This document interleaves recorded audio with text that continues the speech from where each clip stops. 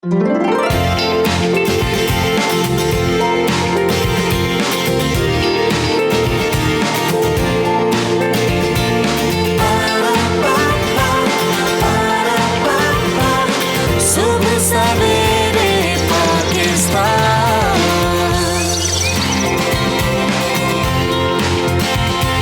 वालेकुम नाज़रीन, आप देख रहे हैं सुबह सवेरे पाकिस्तान। मैं हूं आपकी मेज़बान Ramsha Kanwal. Very good morning to all of you. और जैसे कि हम हर सुबह का आगाज़ करते हैं एक अच्छी बात के साथ, तो आज की अच्छी बात यह है कि खुश रहना सीखिए ताकि आप दूसरों को भी खुश रख सकें और आपकी वजह से किसी की दिल आज़ारी ना होना। कहते हैं कि खुशी किसी की मोहताज नहीं होती। आप छोटी छोटी चीज़ों में अपनी खुशियाँ तलाश कर सकते हैं, और जब आप किसी को खुशी बांटने की कोशिश करेंगे, किसी और को खुश रखने की कोशिश करेंगे, तो जो सेटिस्फैक्शन, जो इत्मीनान आपके दिल को मिलेगा, जो खुशी आपको मिलेगी, उसकी कोई और सूरत नहीं हो सकती।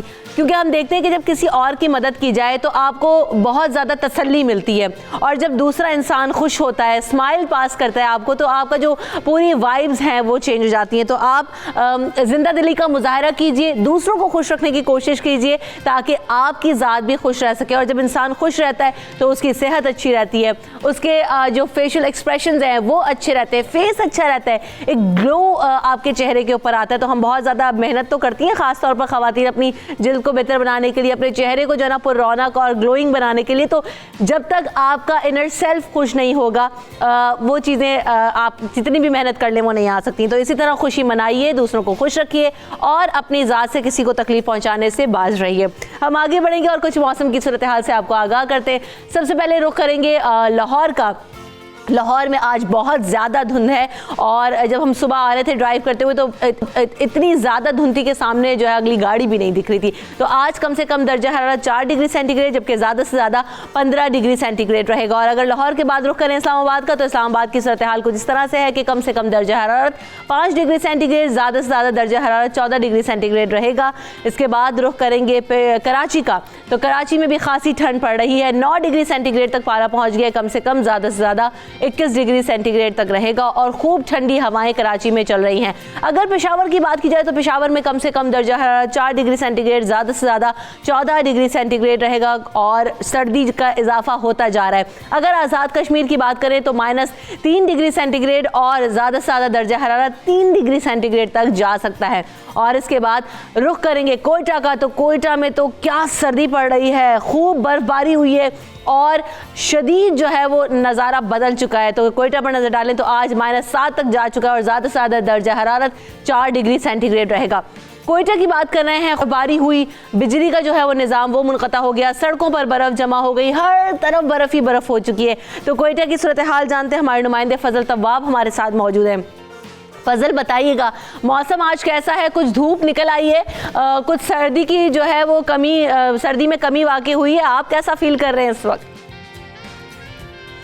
देखिए, इस तरह है कि आज कोयटा में धूप निकली है और मामलात ज़िंदगी जो है वो 3 रोज़ के बाद बहाल हुई है, मगर चारों अतराफ से पहाड़ों पर इस वक्त भी बर्फ़ जो है वो पड़ी हुई है, और आज खून जमा देने वाली सर्दी है। नुक्ते अंजमात से गिर चुका है दर्जा हरारत, और सड़कें और जो पानी के पैपें हैं उसमें जो बर्फ़ है वो जम चुकी है। इस वक्त मैं मेट्रोपॉलिटन में मौजूद हूँ। यहाँ का अगर मनाजिर मैं आपको दिखाऊं कि इस वक्त भी दरख्त आप देख सकते हैं कि दरख्तों पर इस वक्त भी बर्फबारी के जो मनाजिर है वो देखने को मिल रहे हैं, और सड़कें जो है उस पर बिल्कुल बर्फ जम चुकी है, और सर्दी जो है वो आज काफ़ी ज़्यादा है कोयटा में। और आज चूँकि 3 रोज़ से मुसलसल कोयटा समेत बलूचिस्तान के मुख्तलिफ अजला में शदीद बर्फबारी और मूसलाधार बारिशों का सिलसिला जारी था, और आज चूँकि बारिशों और बर्फबारी का सिलसिला थम चुका है, मगर पहाड़ों पर इस वक्त भी बर्फ पड़ी हुई है। तो फजल, ये भी बताइएगा कि क्या सूरत हाल है, क्योंकि हमने देखा कि हर जगह बर्फ ही बर्फ है, सड़कें जो है वो बंद हो गई थी, बिजली का निज़ाम मुनक़ता हो गया था,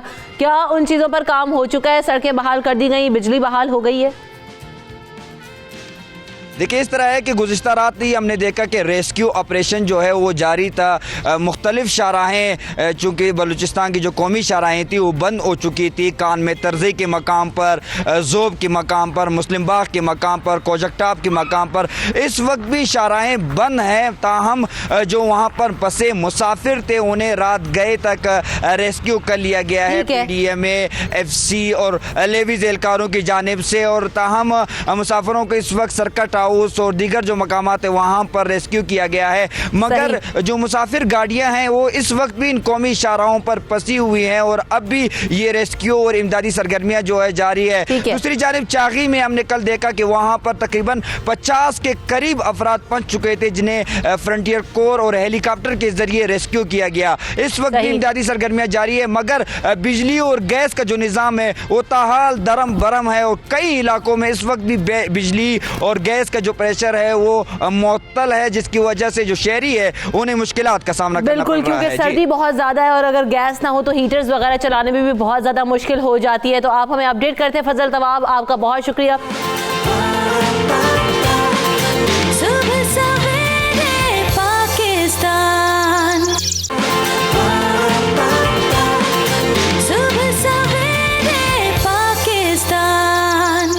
साथ इस्लामाबाद का भी रुख करते हैं। इस्लामाबाद में हमारे साथ मौजूद है सुहेल इकबाल भट्टी साहब, ब्यूरो चीफ इस्लामाबाद हैं।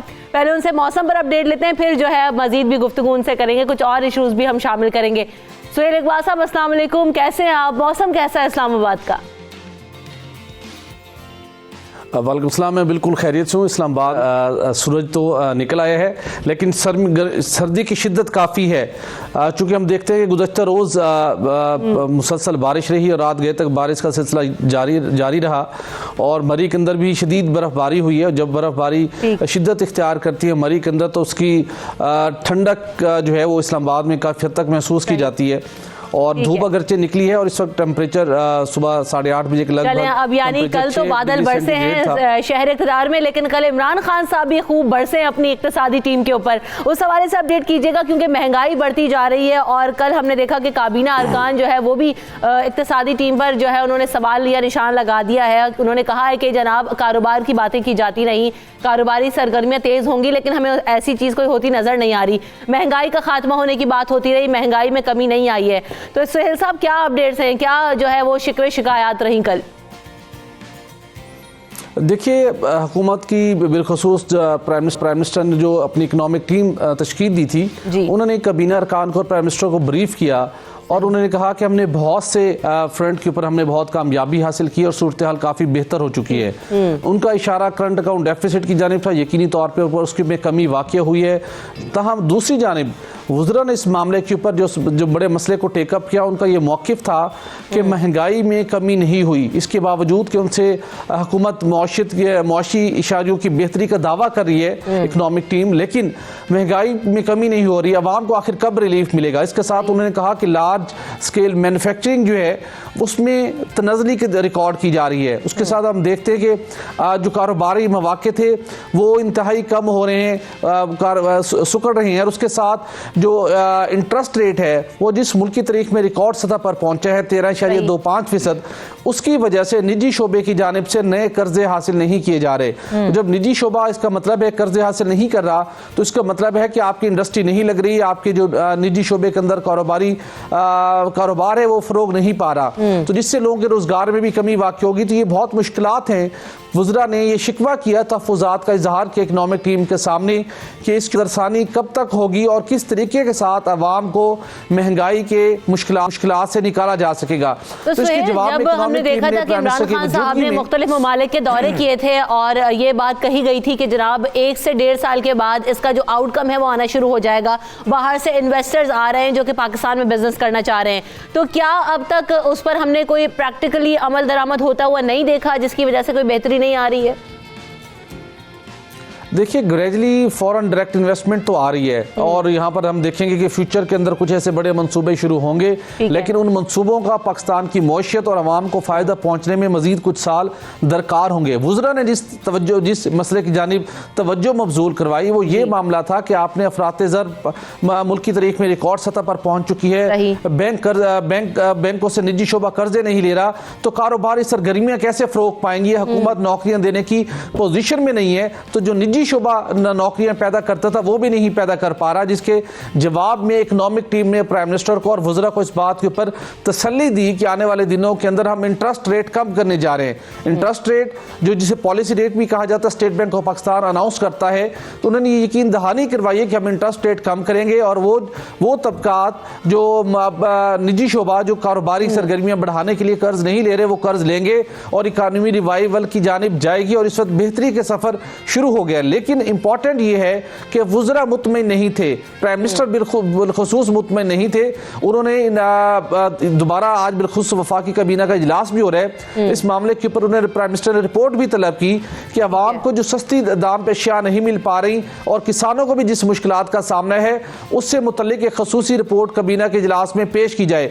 तो प्राइम मिनिस्टर उनकी टीम कोशिश कर रही है इकनॉमिक टीम की तसल्लियों के से बरक्स कि किस तरीके के साथ महंगाई पर काबू पाया जा सके और कुछ मंसूबे आने वाले दिनों के अंदर ऐसे शुरू जरूर किए जाएं जिससे मुख्तलिफ सनतों को फरोग मिल सके, कारोबार के मौके बढ़ सके और मुल्क के अंदर जो महंगाई का एक तूफान है उसको किसी न किसी तरीके से कंट्रोल किया जा सके। यकीनन अब कोशिशें तो की जा रही हैं, आपने मंसूबों का भी जिक्र किया सोहेल इकबाल भट्टी। तो एक और चीज़ ये है कि आपने बताया हमें कि जब हमने स्टोरीज शेयर कर रहे थे आपसे कि एक बेटी के नाम से ऐप मुतारिफ करवाई जा रही है, हमें उसके बारे में बताइएगा कि क्या प्रोजेक्ट है और इसका मकसद क्या होगा?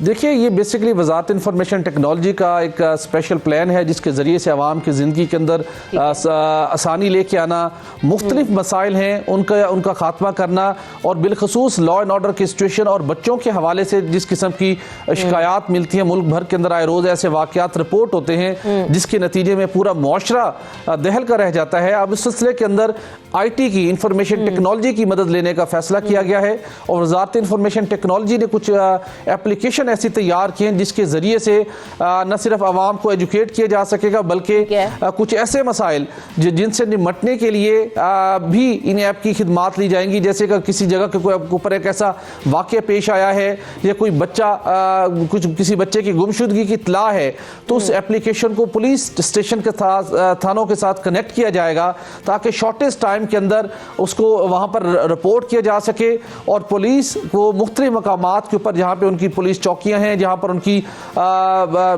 नफरी मौजूद होती है उनको भी उस ऐप के जरिए इमीडिएटली आगाह किया जा सके। मकसद ये है कि किसी भी ऐसे वाक़े से जिसके ऊपर जिसके वाक़यात मुसलसल बढ़ रहे हैं हमारे मुआशरे के अंदर उनकी रोकथाम करनी है तो पुलिस का रिस्पॉन्स क्विक करना है, रिपोर्टिंग का निज़ाम बेहतर करना है और एक्शन करना है। तो उस मकसद के लिए मुख्तलिफ ऐप तैयार की गई और इस ऐप से मुतल्लिक प्राइम मिनिस्टर को भी आगाह किया गया है। प्राइम मिनिस्टर की इसके ऊपर असूली तौर के ऊपर मंजूरी मिल चुकी है, कुछ इसके टेक्निकल रिक्वायरमेंट्स है वो पूरी करने के बाद जल्द ये ऐप वजारत इंफॉर्मेशन टेक्नोलॉजी की जानिब से लॉन्च कर दी जाएगी। क्या इस ऐप पे हम ये भी देखेंगे कि खवातीन के लिए बेटी के नाम से क्योंकि बनाई जा रही है तो उनके हुकूक पर आपने बताया लॉ एंड ऑर्डर से मुतालिक उनके मसाइल हल होंगे, क्या उनको तालीम और रोजगार के हवाले से भी इस ऐप के जरिए फैसिलिटेट किया जाएगा? प्लान में शामिल है कुछ इस तरह का प्रोग्राम? जी बिल्कुल उसके अंदर शामिल है। इसके डिफरेंट इसके फीचर्स हैं जिसके ज़रिए से ऑब्जेक्टिव ये है कि ना सिर्फ ये एक जानिब प्रोटेक्शन प्रोवाइड करेगी, ना सिर्फ एक जानिब इंफॉर्मेशन प्रोवाइड करेगी बल्कि ये एक ऐसा डाटा भी गवर्नमेंट को प्रोवाइड करेगी जब जो लोग भी इस एप्लीकेशन के ऊपर रजिस्टर्ड होंगे कि किन इलाकों के अंदर बच्चियों के अंदर बिलखसूस उनको तलीम के मौके नहीं मिल पा रहे तो इस ऐप के ज़रिए से एक डाटा कलेक्शन भी हो सकेगी जिसके नतीजे में उसको मुतलका वजारतों मुतलका इदारों के साथ शेयर करके बिलखसूस सूबाई हुकूमतों के साथ शेयर करके जो शरह खानगी का मसला है उससे भी इससे निपटा जा सकेगा। अच्छा सोहेल इकबाल, एक और ऐप बनाई जा रही है वेलकम टू पाकिस्तान के नाम से, ट्रैवल पोर्टल टाइप ऐप है, इसका क्या मकसद है? कि इसका मकसद यह है कि प्राइम मिनिस्टर ने खसूसी तवज्जो उन्होंने दी मुल्क के अंदर सियाहत के फ़रोग के लिए। प्राइम मिनिस्टर ये समझते हैं पाकिस्तान के अंदर टूरिज़म का जो पोर्टफोलियो है, जो एक्सपोजर है, वो बहुत ज़्यादा है, लेकिन के साथ अभी भी पाकिस्तान की टूरिज़म इंडस्ट्री को पूरे तरीके से यूटिलाइज नहीं किया जा रहा। तो इस मकसद के लिए ज़रूरी है कि पाकिस्तान के मुख्तलिफ जो एरियाज़ हैं उनकी मार्केटिंग की जाए, ऑनलाइन मार्केटिंग की जाए, ताकि सियाह उसकी जानिब अट्रैक्ट हो सकें। उसी सिलसिले के अंदर इस ऐप के ज़रिए भी और इस पोर्टल के ज़रिए से भी मुख्तलिफ टूरिस्ट को अट्रैक्ट किया जाएगा। अगरचे के गुज़श्ता एक साल के दौरान पाकिस्तान में टूरिस्ट की तादाद में एक बड़ा इजाफा देखने का मिला है और मुख्तलिफ इंटरनेशनल मैगजीन भी पाकिस्तान को टूरिज़म के हवाले से एक बेहतरीन मुल्क करार दे रहे हैं। तो वो उसी सिलसिले के अंदर कुछ ऐसे कोशिश की जा रही हैं कि मैक्सिमम टूरिस्ट को अट्रैक्ट किया जाए, चूँकि टूरिज़म एक ऐसी इंडस्ट्री है जिससे पाकिस्तान खतीर ज़रिए मुबादला कमा सकता है, पाकिस्तान का इमेज भी बेहतर हो सकता है और उसके साथ मुख्तलिफ टूरिस्ट स्पॉट उनको डेवलप करने में भी हुकूमत को मदद मिलेगी। जब एक जानिब से आपको इनकम भी, क्योंकि हमने देखा कि बहुत सारे ममालिक जो कि एशिया के अंदर मौजूद हैं और वो अपना उनका जो इकोनॉमिक सिचुएशन है बहुत ज़्यादा बेहतर हुई क्योंकि उन्होंने टूरिज़म पर बहुत ज़्यादा फोकस किया। जैसे हमारे सामने मलेशिया की मिसाल मौजूद है, थाईलैंड की मिसाल मौजूद है, अभी रिसेंटली हम देख रहे हैं कि बाकू में टूरिज़म पर कितना काम हो रहा है। तो बिल्कुल हमें इस तरफ भी आना चाहिए और अब इनिशिएटिव्स लेना शुरू हो गए हैं हुकूमत की तरफ से, which is a very good thing. बहुत शुक्रिया सुहेल इकबाल भट्टी साहब, हम हमें अपडेट कर रहे थे।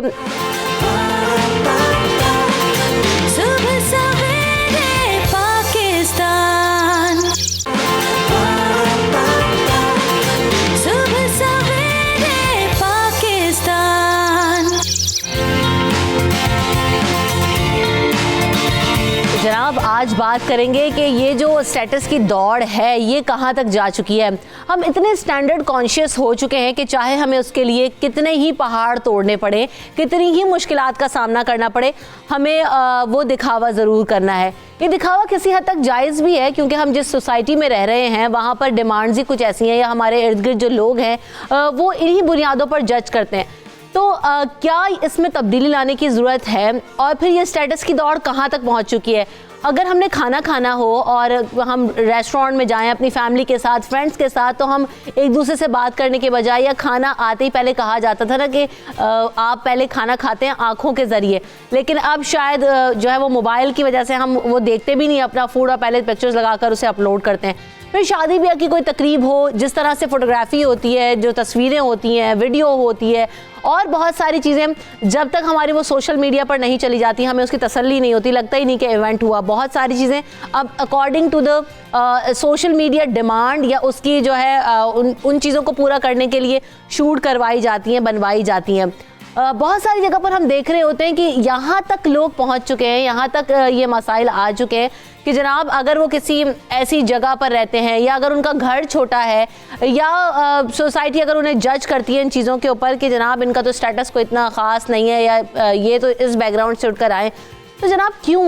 क्या हमें सिर्फ दिखावा करना है या फिर हमारी जो असलियत है उसको छुपाना है?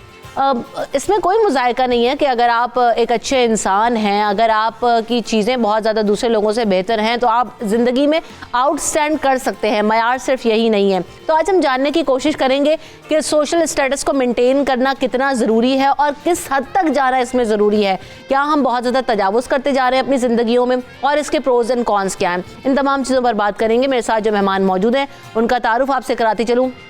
मुझे आज ज्वाइन कर रहे हैं लाहौर स्टूडियो में मायदा राव जो कि एक इवेंट प्लानर है और आजकल जो है वो इवेंट प्लानर्स जो है वो खासे इन रहते हैं क्योंकि अब लोगों की डिमांड्स बहुत ज़्यादा हो गई हैं कि जनाब हमने ऐसा इवेंट कराना है, हमें ये थीम चाहिए। छोटे से छोटा इवेंट जो है वो थीमेटिक हो गया है और बहुत ज़्यादा उस पर खर्चा हो गया। हम इस पर बात करेंगे। साथ साथ मेरे साथ डॉक्टर फरिया नाज मौजूद हैं जो कि माहिर नफ्सियात हैं।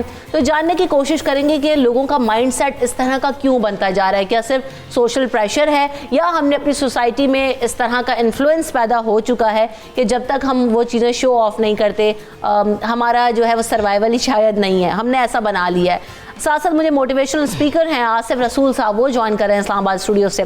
तो सबसे पहले आसिफ रसूल साहब, अस्सलाम वालेकुम, कैसे हैं आप? और आपसे बात का आगाज़ करूँगी कि जो चीज़ हम इस्टेब्लिश करने की कोशिश कर रहे हैं आप इस चीज़ से सेकंड करेंगे कि ये इतनी ज़्यादा बढ़ चुकी है कि हम अपनी हदों से भी तजावुज़ कर चुके हैं, हमारी इस्तात नहीं है, लेकिन तब भी हम वो काम करने की कोशिश करते हैं सिर्फ दिखावे के लिए और अपना स्टेटस मेंटेन करने के लिए? वालेकुम अस्सलाम, थैंक यू वेरी मच। आप लोगों का बहुत शुक्रिया, आपने इनवाइट किया। ये बड़ा एक ज़बरदस्त टॉपिक है। हम देखते हैं कि इस वक्त हमारे जो माशरे में ना, अगर इसकी थोड़ा सा बैकग्राउंड में जाते हैं तो हर इंसान जब दुनिया में आता है उसकी ख्वाहिश होती है कि वो आगे बढ़े, उसका जो पोटेंशियल है उससे ऑप्टिमम लेवल तक वो अपनी अचीवमेंट लेके जाए। लेकिन इसके लिए फिर वो मीन्स क्या इस्तेमाल कर रहा है, उसमें पहले अगर हम देखते हैं जिस तरह ये मुल्क लिया गया था, उसकी जो एहसास थी उस वक्त, जो लोगों के जज्बात होते थे उस वक्त, ईसार था, प्यार मोहब्बत थी, लोगों का ख्याल रखा जाता था और इल्म और हिकमत वालों को वैल्यू दी जाती थी। तो हमें अगर इस वक्त देखें ना सोसाइटी में किस चीज़ को देखा जाता है, तो हमारे यहाँ अनफॉर्चुनेटली इस वक्त जो मेजॉरिटी है वो मटीरियलिज्म और इसको देख के, यानी लोगों को हम इसलिए देख रहे हैं किस गाड़ी में आ रहा है, लोगों ने क्या पहना हुआ है, ये एक रेस स्टार्ट हो गई है जिसका कोई एंड नहीं है। मसलन उसमें अगर हम जुनैद जमशेद साहब का एक मैं बड़ा अच्छा इंटरव्यू के, उनका एक ख्वाहिश थी कि मैं जी फलाने एक बहुत बड़ा दुनिया का हॉल है, अगर उसमें मैंने परफॉर्म किया तो उनको एक उस टाइम पे बड़ा अच्छा ख्याल आया कि इसके बाद आगे क्या होगा। और फिर वो अपने वापस जब असल की तरफ वापस आए तो हम देखते हैं कि कितने खूबसूरत तरीके से उन्होंने चलाना। तो ये हमारी सोसाइटी का अनफॉर्चुनेट इस वक्त हर तबका, मतलब हमारे डिफरेंट जो क्लास सिस्टम है, हर तबका उससे इफेक्ट हो रहा है। और लोग देख रहे होते हैं ना, एक है ज़रूरियात, हर इंसान के लिए बहुत ज़रूरी है कि वो अपनी ज़रूरियात के लिए अचीवमेंट करे, स्ट्रगल करे, पॉजिटिवली उनको अचीव करे, लेकिन उसके साथ दूसरी आसाइशें। अब चूंकि हमें जो ये ओपिनियन शेप करने वाले लोगों की जो ओपिनियन बिल्ड करने वाले, इसमें सबसे ज़्यादा मीडिया का इन्फ्लुएंस है, जो हमारी इक़्तिदार में रहने वाली क्लासेज हैं, तो उनमें देखें कि सबसे ज़्यादा वो जो दिखाया जाता है। अब मसलन हम एक टाइम होता था PTV के ड्रामे, हकीकत पसंदी, आम घरों में लोग रहते थे, वो दिखाया जाता था। अब हमें जो सेट्स दिखाए जाते हैं वो एक गरीब बच्चा, एक आम मिडिल क्लास के लोग जब देख रहे होते हैं, ख्वाहिशें तो उनकी भी दिल में जन्म लेती हैं कि हमें भी इस तरह का। अब वो एक नेगेटिव पर्सपेक्टिव है जो कि इंसानों की खुशियां छीन रहा है, जो कि लोगों के रिलेशनशिप को इफेक्ट कर रहा है। और अबव ऑल इंसान आया है, एक टेम्परेरी लाइफ है, वो कितने अरसे तक इन सब चीज़ों के पीछे भागता रहेगा। या तो इसका कोई एंड होता कि मैंने आज ये अचीव कर लिया, उसके बाद ये तो एक एंड तक। और उसमें यह है कि आज के दिन की जो हैप्पीनेस है, जो आपने खुशी एंजॉय करनी है, वो आप अपनी उन ख्वाहिशात को इतनी ज़्यादा, जिनकी लातादाद ख्वाहिशात को जहन में रखते हुए आप उसके ऊपर कंट्रोल नहीं कर सकते। अब हम इसको ना देखते हैं माशरों के साथ, हमारे यहाँ डेवलप सोसाइटीज़ हैं, उनकी क्या वैल्यूज हैं, वहां पे वो किस चीज को देते हैं, अहमियत देते हैं। वहां पे अहमियत देते हैं इंसान को, वहां पे अहमियत देते हैं इंसान की स्किल्स को, वहां पे अहमियत देते हैं इंसान अगर कोई आगे बढ़ रहा है तो वो किस अच्छे तरीके से परफॉर्म कर रहा है। और उसका कोई सोसाइटी में इतना ज्यादा प्रॉब्लम, जिस तरह हम देखते हैं कि बोरिस जॉनसन, वो किस तरह की मिसालें सेट करते हैं, से बात बिल्कुल, वो किस तरह, हम वेस्ट की बात करते हैं ना, वेस्ट से इन्फ्लुएंस होकर हम ये सारे काम करते हैं, वो किस तरह की मिसालें करते हैं कि जनाब उनके तो वजीर आजम भी साइकिल चलाकर ऑफिस पहुंच जाया करते हैं। हमारे यहाँ जब तक बड़े बड़े प्रोटोकॉल्स ना हो, 22-23 गाड़ियां पीछे ना लगी हो, तो हमें लगता ही नहीं है कि जनाब मुल्क के प्रेसिडेंट या वजीर आजम या इवन मिनिस्टर्स जा रहे हैं। तो ये भी दिखावा है, ये भी आपको अपना स्टेटस शो करना है। और क्या हम फिर अपने इस स्टेटस को शो करते हुए लोगों को जो धोखा दे रहे हैं, जब वो चीज़ें मंजर आम पर आती हैं, लोगों के सामने आती हैं और हमारी मुश्किलात में इजाफा होता जाता है, डॉक्टर फरिया, तो फिर हम क्यों रोते हैं कि जनाब हमने तो बड़ी कोशिश की थी, बड़ी धूमधाम से, बड़े धूम धड़क्के से शादी की थी, और अब ये देख लो कि मेरी बेटी को खुश नहीं रख रहे, या उसे बातें सुनाई जा रही हैं, या वो जब, तो हमने असल जो रूह है उस पर तो काम ही नहीं किया।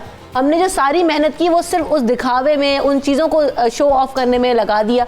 असल चीज़ हम नहीं फाइंड आउट करते कि क्या है। देखिए, आजकल जो सबसे ज़्यादा इम्पॉर्टेंट चीज़ है ना, वो ये है कि हमारी जो सेल्फ इस्टीम या हमारी जो हैप्पीनेस है ना, वो डिपेंडेंट हो गई है इन सारी चीज़ों के ऊपर। बिल्कुल। इससे पहले हम छोटी छोटी चीज़ों में भी खुशियाँ तलाश कर लेते थे, लेकिन अब क्या होता है कि अब हमारी जो हैप्पीनेस है उसका मयार जो है वो बुलंद हो गया, और वो इन चीज़ों के ऊपर हो गया। जैसे कि अगर आपने ब्रांडेड कपड़े नहीं पहने हुए, आपकी कोई फ्रेंड तारीफ़ नहीं करती, या फिर कोई अगर आपने आईफोन यूज़र नहीं है, अगर आपका मोबाइल, आपके कपड़े, बिल्कुल आप आईफोन स्लेव बन चुके हैं। आपको लगता है कि अगर आप इस गाड़ी में नहीं बैठेंगे, आप ये चीज़ नहीं यूज़ करेंगे, आप ये ब्रांड नहीं यूज़ करेंगे, आपने अपने साथ ना अपने एक टैग लगा लिया है, ठीक है। और लोग अब आपको उस तरह से ही पहचानते हैं और आप अपनी उस पहचान को बरकरार रखने के लिए उसके लिए आप किसी भी हद तक चले जाते हैं। अब हमारे यहाँ पे क्या है हमारी सोसाइटी में कि यहाँ पे एक वो कंपटीशन चल पड़ा है। पहले जब शादियाँ होती थी तो इतना कंपटीशन नहीं होता था कि आपकी जितनी इस्तात है, जितना आपको लगता है, जितना आप कर सकते हैं आप उतना कर रहे थे। लेकिन अब क्योंकि लोगों को दिखावा, लोगों को शो ऑफ का इतना ज़्यादा, अब let's just take an example of a teenager, एक उसकी आप एग्जांपल ले लें। इवन अगर आप एक बच्चे की एग्जांपल भी ले लें तो उनमें भी ये चीज़ इतनी ज़्यादा डेवलप हो चुकी है कि पेरेंट्स भी उनको इस चीज़ से मना नहीं करते कि उनकी जो सेल्फ इस्टीम या सेल्फ कॉन्फिडेंस है वो उनका इस चीज़ के ऊपर नहीं है कि उनके पास कितने गैजेट्स हैं या फिर वो कितने ब्रांडेड कपड़े पहनते हैं या फिर वो उनके फ्रेंड्स किस क्लास से बिलोंग करते हैं। वो इन चीज़ों के ऊपर फोकस नहीं करते। वो फोकस करते हैं कि नहीं, हमारा जो बच्चा है इसको सबसे अच्छा दिखना चाहिए, इसको सबसे अच्छा जो है वो परफॉर्म करना चाहिए और उसकी परफॉर्मेंस जो है उसमें स्किल्स का कहीं पे नहीं आता। अच्छा, ये जो बात आप करी ना, मैं इस पॉइंट को और ओपन करूंगी और आपसे इस पे मजीद भी बात करूंगी कि हमारे वालिदैन और बच्चों की क्या कसूर हैं। क्या हमारे वालिदैन ओवर प्रेशर्ड हो जाते हैं कि उनकी ख्वाहिशात या उन चीज़ों को पूरा करने में लग जाते हैं और उनकी वजह से ये फिर होते हैं, या फिर वालिदैन की मजबूरी है?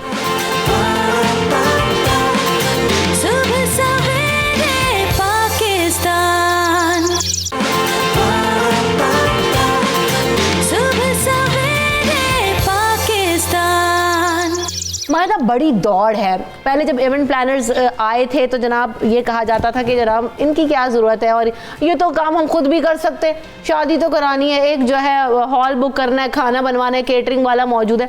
पर अब अगर कोई छोटे से छोटा इवेंट हो तो इवेंट प्लानर ना हो तो पॉसिबल नहीं होता इवेंट। अब ये रिवाज आ गया है। मायदा, किस तरह की डिमांड्स आती हैं? लोग आपसे क्या डिमांड करते हैं कि हमें, ख़ास तौर पर पर्टिकुलरली स्टार्ट करते हैं शादी ब्याह से लेकर, तो लोग पैसों के ऊपर बहुत ज़्यादा फोकस कर रहे होते हैं कि जनाब अगर इवेंट प्लानर को दिया है तो जनाब इतने पैसे लग जाएंगे हमारे और हमें, लेकिन दिखाना ज़रूर है, बहुत अच्छा इवेंट हो। क्या आप क्या देखती हैं उन लोगों को जब आप ऑब्जर्व करती हैं अपने क्लाइंट्स को? वेल बेसिकली जब हमारे पास क्लाइंट आते हैं वो कहते हैं कम पैसों में ज़्यादा काम हो जाए, ठीक है, और उसके बाद वो ये शो करते हैं कि हमने अगर पैसे दे दिए ना तो हमें ये भी मिले, वो भी मिले, वो भी मिले, हर चीज़ ऑल इन वन पैकेज। हमारे पैसे कम लगे, बचत भी हमारी हो और इवेंट प्लानर से भी काम करा लें। बेसिकली ये होता है। लेकिन उनको समझाने में, उनको बताने में, वो कहते हैं अगर ये फ्लावर्स हैं तो इतने ही पैसों में दूसरे फ्लावर्स भी आ सकते हैं, बट ऐसा नहीं होता क्योंकि फ्लावर्स की जो प्राइसेस होती हैं वो चेंज होती रहती हैं। सबसे बेसिक डिमांड यही होती है कि हमारे पास इतना बजट है और हमें पिक्चर्स दिखाई जाती हैं बेसिकली कि ये हमारे ना फैमिली में कोई शादी हुई थी तो हमें ऐसी चाहिए लेकिन बजट इतना है। एग्जैक्टली पॉइंट यही है कि हमने जरा वो देखा होता है किसी की तस्वीरों में, किसी के फेसबुक पे, किसी के सोशल मीडिया अकाउंट पे, और हम जी जाके कहते हैं ऐसे ही कर दो। अब इवन हम बर्थडे देख रहे हैं आप, बिल्कुल, अगर बर्थडे की बात की, मैंने खुद अपने बच्चे की बर्थडे की है, थीमेटिक बर्थडे की है, इवेंट प्लानर से कराई है, लेकिन की है मतलब हम सब इसी माशरे का हिस्सा है ना। पहले जी जनाब बर्थडे होती थी बच्चों की तो वो नानी नाना दाई दादा आ गए, घर वाले आ गए और जो हमने मना लिया। लेकिन अब तक जनाब वो जब तक थीम केक नहीं बनेगा और वो सबके गुडी बैग्स नहीं होंगे, कॉस्ट्यूम्स नहीं होंगे, तो फ्लॉप इवेंट है। ये क्या बर्थडे की है? तो ये बड़ा जज कर रहे हैं सामने वाले बहुत ज़्यादा। बच्चे तो मतलब एक बच्चों की खुशियाँ तो एक तरफ होती हैं, आजकल बड़े जो हैं वो भी अपनी मतलब ऐसे करते हैं जैसे कोई मंगनी है या इंगेजमेंट, मतलब इतनी ज़्यादा लोगों की गैदरिंग करके और उसमें कहते हैं यार हमारा बस छोटा सा बजट है, इसमें हमने खाना भी करना है, इसमें आप हमें डेकोर भी कर दें, इसमें हमें सब कुछ कर दें। इवन उनके पास वेन्यू नहीं होता, वो कहते हैं इतने ही पैसों में आप हमें वेन्यू भी कर दें। अच्छा। लेकिन अब मैं ये सोचती हूँ कि जब हमारी पहले बर्थडेज हम लोग करते थे, इवन बड़े होकर भी, तो हम घर पर ही करते थे अपनी फैमिली के साथ। एक वो ट्रेंड जो था वो उसकी खुशी अलग होती थी। बिल्कुल। और वहाँ पे जो मैंने भी अपने बचपन में मेरे पेरेंट्स ने जब बर्थडे सेलिब्रेट की तो अक्सर पेरेंट्स जो होते हैं वो सरप्राइजेस देते हैं बच्चों को, और वो बच्चों के लिए बहुत होता है कि पेरेंट्स ने ही एक छोटी सी अरेंज कर दी है, उनको नहीं चाहिए दोस्त, उनको नहीं चाहिए कुछ भी, ठीक है आप क्लोज फ्रेंड्स को बुलाएं, 2-3 घर पे करें, बहुत अच्छी होती है। अम्मी के हाथ का खाना मेरा नहीं ख्याल कहीं और बनता है। तो मैं सबको यही सजेस्ट करती हूँ कि आप कम बजट में रह के आप अच्छा काम करो। इवन मैं शादियों पे कहती हूँ कि आप मेहंदी घर पे करो, बारात आप घर से जानी चाहिए। वो जो एक ट्रेंड था ना कि बेटी घर से रुखसत हो रही है, वो ट्रेंड खत्म हो गया आजकल की। बिल्कुल। अच्छा, कुछ हद तक चीज़ें रिवाइव होने की कोशिश भी कर रहे हैं लोग। हमारे जो स्टार कास्ट है वो भी कोशिश कर रही है। मैं इस पॉइंट पर आऊँगी, आपसे बात करूँगी, लेकिन कॉलर हमारे साथ मौजूद है अलीशान। अस्सलाम वालेकुम अलीशान, कैसे हैं आप? वालेकुम अस्सलाम जी, आप कैसी हैं? खैरियत हैं? अल्हम्दुलिल्लाह। क्या कहना चाहते हैं अलीशान?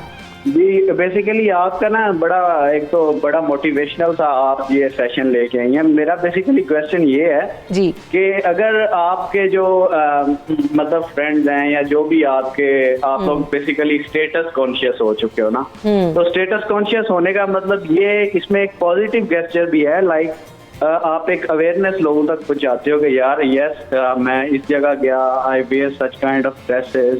तो is it not a positive way कि यार आपको, चलो जरूरी नहीं कि अगले को बिल्कुल जेलस ही करना होता है आपने, इट्स अ पॉजिटिव वे। अगर इसको पॉजिटिव लिया जाए तो ये एक अवेयरनेस भी बन सकती है हमारे। बिल्कुल बन सकती है अलीशान। लेकिन बात यही है ना कि हमने एक छोटी सी मिसाल आपको देते हैं, आसिफ रसूल साहब की तरफ भी बढ़ेंगे इसी पॉइंट को लेकर कि पॉजिटिव भी हो सकता है, लेकिन किस हद तक। हम अक्सर देखते हैं कि अगर हमारे जब तक मैंने ब्रांडेड वॉच नहीं पहनी है, ब्रांडेड कपड़े नहीं पहने, हमें लोग उस तरीके से जज नहीं करते, हमें उसी तरह से रेट। हाँ बोलिए फरिया। सॉरी आपको इंटरप्ट करी हूँ। जी जी।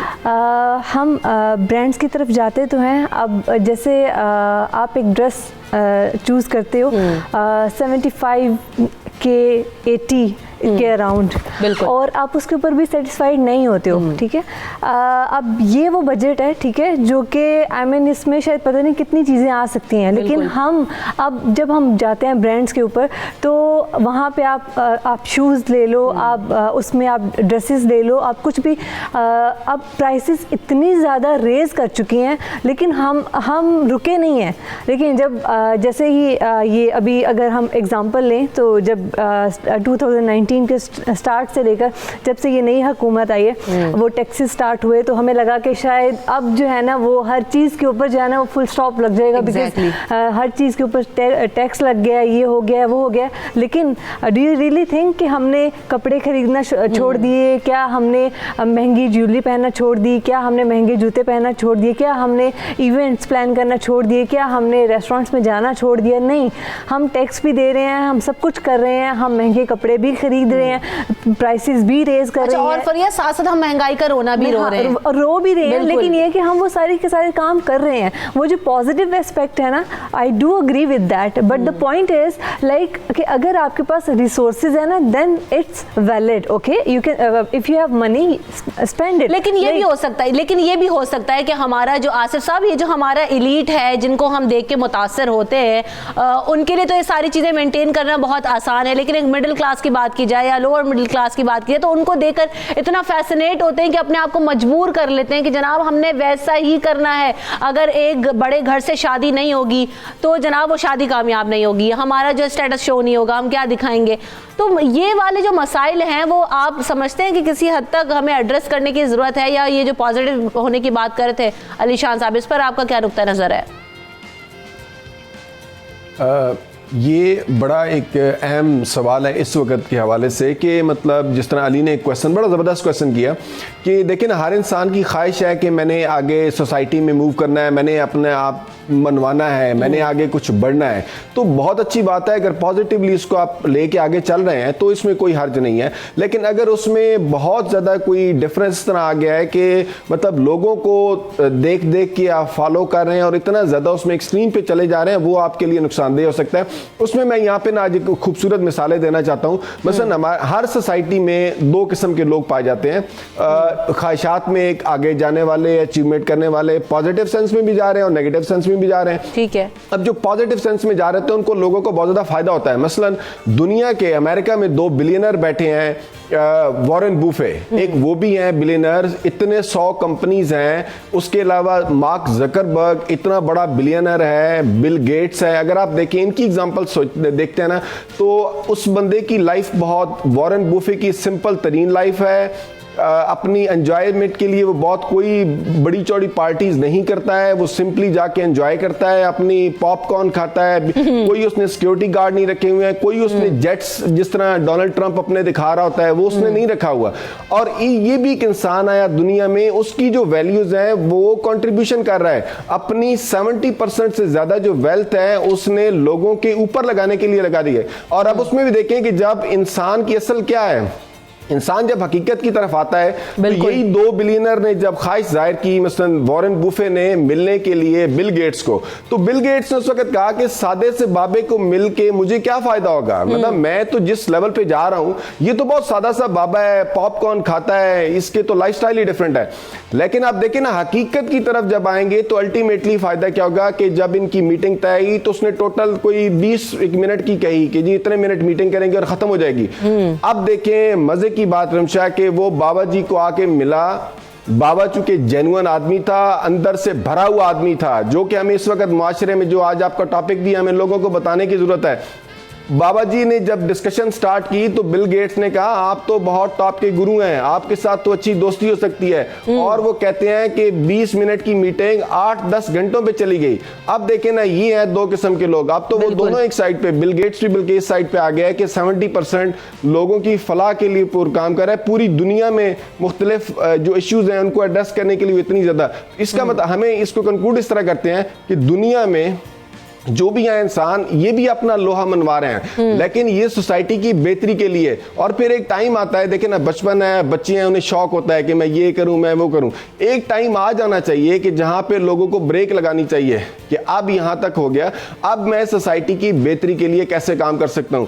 और फिर अपने आप के अंदर भी वो जो भरापन जो बाबा जी के अंदर है वो उसके बारे में कॉन्फिडेंस होना चाहिए कि जरूरी नहीं कि हर जगह पे जाने के लिए नया ड्रेस पहने, हर जगह जाने के लिए नई चीजें खरीदें बहुत ज्यादा। और इसमें पेरेंट्स को बहुत ज्यादा कॉन्फिडेंस, बच्चों के आगे बिल्कुल मजबूर ना हो, बच्चों के साथ जेन्युइन गुफ्तगू करें, बच्चों को जेन्युइन बनाएं ताकि वो भरे हुए हों अंदर। सोसाइटी में जब वो मूव करें तो उनके लिए ये चीजें इनको गाइड करें जो सोसाइटी में बहुत ज्यादा मसाइल पैदा कर रही हैं। बिल्कुल मैं इसके ऊपर बिल्कुल ये थोड़ा सा माँ बाप को भी अवेयरनेस क्रिएट करने की जरूरत है बच्चों के अंदर, एजुकेट, क्योंकि जब आप बच्चों को शुरू से ही ट्रेन करेंगे ना कि वो मादी चीज़ों या मटीरियलिस्टिक अप्रोच से बाहर निकले और ज़रा जेन्युइन होने की बात जो आसिफ साहब कर रहे हैं, एक इवेंट पे मायदा कितना खर्चा आ जाता है, हम एक दिन में इतने पैसे उड़ा देते हैं, गलत बात नहीं है लेकिन अपनी जेब देख के करें। तो एक तो इवेंट्स किस रेंज से किस रेंज तक आप करती हैं अभी जो लोगों को डील करती हैं? पहले तो मैं आसिफ साहब की बात में एक पॉइंट ऐड करना चाहूँगी। उन्होंने डिप्रेशन की बात की सिर्फ, और जैसे डॉक्टर साहब ने बात की, डिप्रेशन सिर्फ ये नहीं कि ब्रांडेड कपड़े, डिप्रेशन सिर्फ एक कॉन्सर्ट के ऊपर भी हो जाता है कि अगर उसके पास पासेस हैं तो मेरे पास क्यों नहीं है। ये डिप्रेशन मैंने लोगों को होते हुए देखा है। इवन 500,000 का पास होता है वो, और अगर किसी को फ्री पासेस आ जाते हैं इस पे भी डिप्रेशन है। बिल्कुल, मुझे क्यों। और अगर किसी दोस्त के पास वीआईपी पास है तो वो तो सबसे बड़ा मसला है ना कि मेरा दोस्त चला गया तो मेरे पास वीआईपी पास क्यों नहीं आया। सबसे बड़ा मसला ये है। देखिए इस चीज़ को ओवरकम करना होगा। हमने साइकोलॉजिकली अपने आप को ना बहुत ज़्यादा हम इस तरफ ले आए हैं, हमारी सेल्फ इस्टीम इतनी ज़्यादा लो हो गई है कि हम अगर कपड़े रिपीट करेंगे ना तो हमें ऐसे लगेगा कि लोग हमें जज करेंगे। आपके क्या पहना है बेसिकली। देखें when I go for like talk, जब मैं किसी भी जगह पे जाके बोलती हूँ किसी फोरम पे, I am motivational speaker as well, तो अगर मैं एक फोरम पे वो ड्रेस पहन के गई हूँ और नेक्स्ट टॉक पे मैं वही पहन के गई हूँ तो मेरी स्किल्स मैटर करती हैं, मेरा ड्रेस मैटर नहीं करता। एग्जैक्टली मैं what I am speaking, what I am trying to deliver और कन्वे, वो मैटर करता है, ना कि ये कि मैंने लेकिन पहना बात क्या है ना, सोच पे डिपेंड कर रहा है, हमारी सोच का मयार क्या है ये भी तो सोचना। बिल्कुल, मुझे ब्रेक लेना है मायदा, हम इसी पॉइंट से यहीं पर कंटिन्यू करेंगे। ब्रेक लेते हैं, ब्रेक वापस आएंगे। देखते रहिए सब सवेरे पाकिस्तान।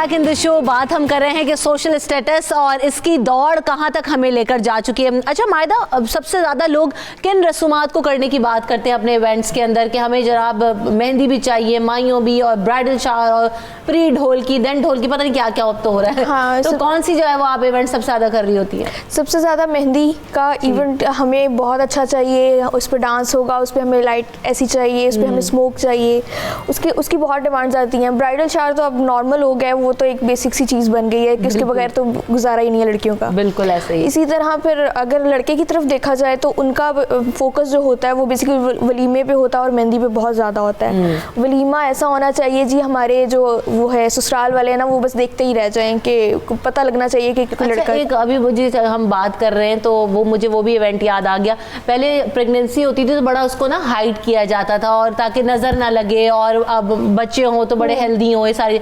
बट अभी तो बाकायदा तौर पे इवेंट्स प्लान किए जाते हैं। मुझे नहीं पता उसको क्या कहते हैं उस इवेंट को। बेबी, हाँ एग्जैक्टली, देखिए बेबी शावर्स होते हैं जनाब, बताया जाता है, अनाउंस किया जाता है और पूरी सेरेमनी होती है। वो इवेंट्स भी आप कर रही होती है? ज़्यादातर वो भी होते हैं। हाँ, लेकिन वो बेसिकली ऐसा होता है कि उसकी जगह अगर हम वो जो घर में एक होता था ना, जो दादियाँ और नानियाँ करती थी, वो ज़्यादा अच्छा होता था। इस तरह नज़र लगती है, जो जिस चीज़ को जितना इन्हेंस करेंगे या जितना हाईलाइट करेंगे वहाँ पे नज़र लग जाती है। और मैंने अक्सर केसेस देखे हैं ऐसे भी। एग्जैक्टली ये बहुत ज़्यादा प्राइवेट चीज़ें थी जिसे हमने इतना पब्लिक कर दिया है। बात वही है ना कि जनाब अब दिखाएंगे करेंगे मेहनत, वो चीज़ें बहुत बड़ी चीज़ होती है कि जी हमारे खानदान में ऐसा हुआ था तो हमने इसे 4 हाथ आगे करना है, अब वरना नाक कट जाएगी। हाँ, बिरादरी में नाक कट जाती है फौरन। ठीक है, ये नाक ऊंची रखना आसिफ साहब, ये बड़ा मसला है। ये नाक ऊंची रहे, हम चाहे हमारे पाँव कट जाएं, हाथ कट जाएं, इतनी मेहनत कर रहे हैं, लेकिन नाक जो है ना वो ऊंची रहनी चाहिए बिरादरी में। ये वाकई मसला है, लेकिन इसको मैं देखता हूँ कि एक बड़े अच्छे तरीके से हल हो सकता है कि सोसाइटी में अगर आप अवेयरनेस देते हैं। नंबर दो एजुकेशन बहुत अच्छी जब हो जाती है, लोग इसकी तरफ आना शुरू करेंगे तो आहिस्ता आहिस्ता सोसाइटी में चेंज होगा। लेकिन सोसाइटी अब पोलराइज बिल्कुल इस तरह हो रही है कि बहुत सारी सूरतों में हम जगहों पे देखते हैं, जिस तरह ये इवेंट ऑर्गेनाइजर हमें बड़ी अच्छी एग्जांपल ग्लिम्पसेस प्रोवाइड कर रही हैं, हमें सोसाइटी के वो चंक्स दिखा रही हैं कि लोग कैसे कैसे।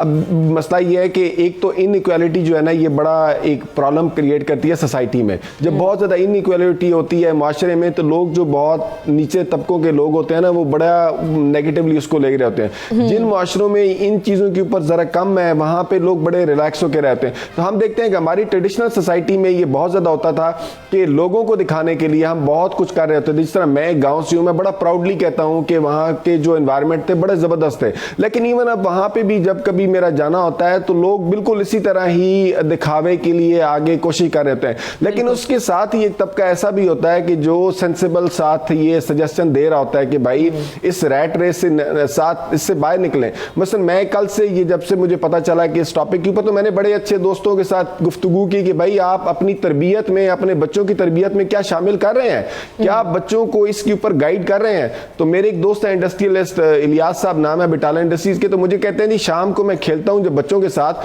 तो मैं उनको स्पेशली इस रैट रेस के ऊपर बहुत जबरदस्त गाइड करता हूं कि बेटा हमारी अपनी फैमिली में बिजनेस फैमिली है, सारे लोग इसी तरह फॉलो कर रहे हैं और इस रेस के पीछे भाग रहे हैं जिसका एंड कोई नहीं है। तो बजाय इसके कि आप इससे सफर करें, इसी की तरफ भागें दौड़ें, अपने आप को और अपने आप बढ़ें, तो बेसिकली हमें अब इंसान को वैल्यू देनी चाहिए, इंसान की स्किल्स को वैल्यू देनी चाहिए।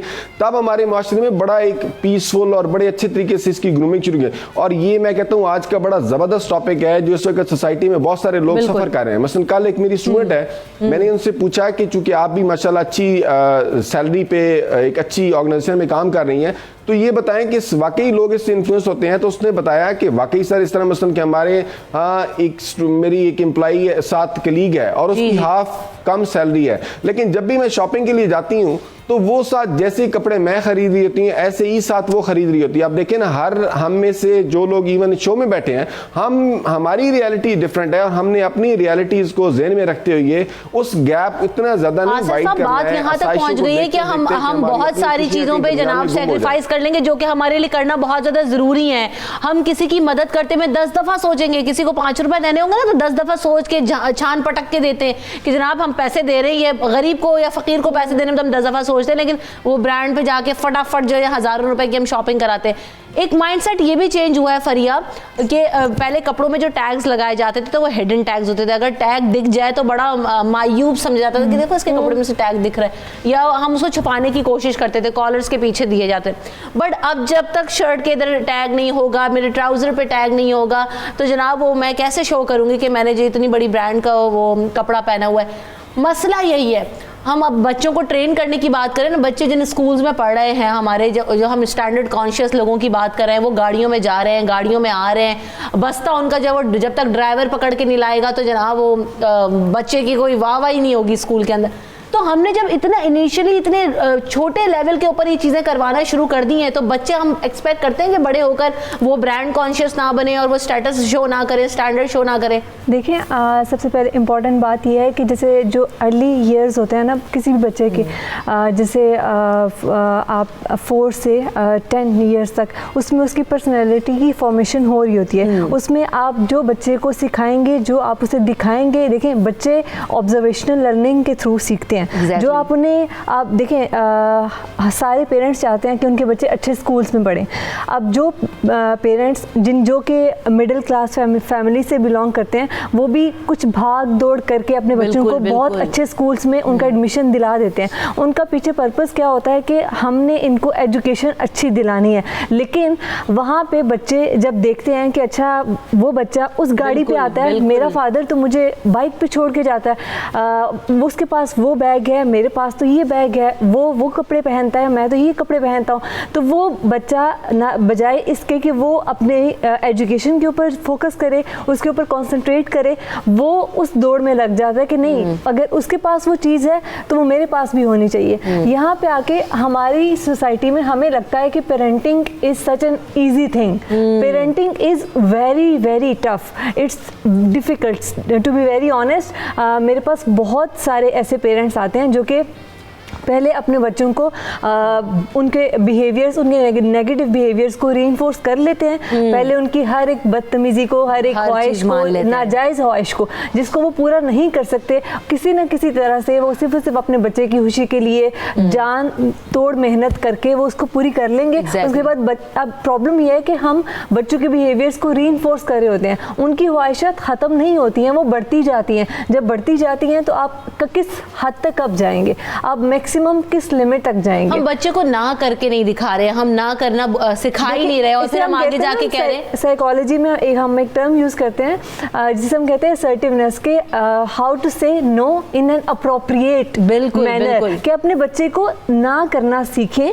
उसका ये नहीं कि आप उसके थप्पड़ मारें, आप उसको स्नप करें, इससे उसकी पर्सनैलिटी डैमेज होगी। लेकिन हाँ, आप उसे लर्न कराएं, आप उसे बताएं, आप एटलीस्ट उसको अवेयरनेस दिलाएं, आप उसको बताएं कि क्या चीज़ ठीक है, क्या हमारा जो कॉन्शियस है बेसिकली कि what is right and what is wrong, हमें उसके ऊपर फोकस करना है। और ये बहुत हमें शुरू से करना है। और जब हमने गुफ्तगू कर रहे थे, हम तो शुरुआत में आसिफ साहब ने बात की थी और बड़ी खूबसूरत बात थी कि जनाब हमने पर्सनैलिटी डेवलपमेंट पर काम करना है, हमने शख्सियात को बिल्ड करना है। पेरेंटिंग जैसे फरिया कह रही हैं और जिस तरह हम बात कर रहे थे, मायदा ने भी ये बात कही कि लोग उस वक्त सोच नहीं रहे होते कि हमारे साथ आखिर हो क्या रहा है, हम कर क्या रहे हैं। जब हम उस स्टेटस कॉन्शियस हो जाते हैं या उस स्टैंडर्ड को मेंटेन करने की कोशिश करते हैं जो कि हम नहीं कर पा रहे होते, सारी एफर्ट्स हमारी उसी लिए। अगर हम यही एफर्ट अपने बच्चों के ऊपर या अपनी शख्सियत के ऊपर करें तो चीज़ें बहुत ज़्यादा बेहतर हो सकती हैं और ज़िंदगी बहुत ज़्यादा आसान हो सकती है। सॉरी, मैं आपकी बात इंटरप्ट कर रही हूँ। यहाँ पे मैं एक चीज़ कहना चाहूँगी, हमें सिर्फ इस चीज़ पे फोकस नहीं करना चाहिए कि हम सोशल स्टेटस के पीछे भाग रहे हैं। जो एलीट क्लास है उसको भी वो पेरेंट्स को भी अपने बच्चों को समझाना चाहिए कि अगर आपके साथ एक मिडिल क्लास का बच्चा आके बैठ रहा है तो आप उसको ये ना कहें कि तुम्हारे जूते गंदे हैं, ये तुम्हारे पास मेरे जैसा बैग नहीं है। इस तरह की चीज़ें वो समझेंगे तो आगे चीज़ें चलेंगी। और दूसरी चीज़, मीडिया बहुत बड़ा एक मीडियम है जो आपको अवेयर करता है। वो तरबियत करता है बेसिकली। वो ऐसी चीज़ है कि ड्रामास के थ्रू, प्रोग्राम्स के थ्रू बच्चों के दिमाग में चीज़ें बैठ जाती हैं। वहाँ से भी मीडिया को चाहिए कि अपने मीडियम को यूज़ करते हुए बच्चों की तरबियत करे, ना कि उनको बिगाड़े। बिल्कुल, बहुत बेहतरी लाने की ज़रूरत है। और जब आप ये शुरुआत अपने घर से करने की कोशिश करेंगे, हम अपने इंस्टीट्यूशंस पे करने की कोशिश करेंगे, यकीनन मीडिया पे करने की सिर्फ एक चीज़ ऐड करूँगी यहाँ पे कि स्कूल्स में, कॉलेजेस में, यूनिवर्सिटीज़ में please try to work on self esteem. जो बच्चों की सेल्फ इस्टीम है उसको बूस्ट करने की ज़रूरत है, उसके ऊपर काम करें, उनके कॉन्फिडेंस लेवल को इन्हेंस करने की कोशिश करें, उनको इन चीज़ों के ऊपर डिपेंडेंट ना करें, उन्हें इसके ऊपर प्रॉपर काउंसलिंग की ज़रूरत है हर एक। ठीक है, चलें अब हम वाइंड अप करें। आसिफ साहब, क्विकली आप क्या मैसेज देना चाहेंगे या कंक्लूड किस तरह से करते हो इस डिस्कशन को?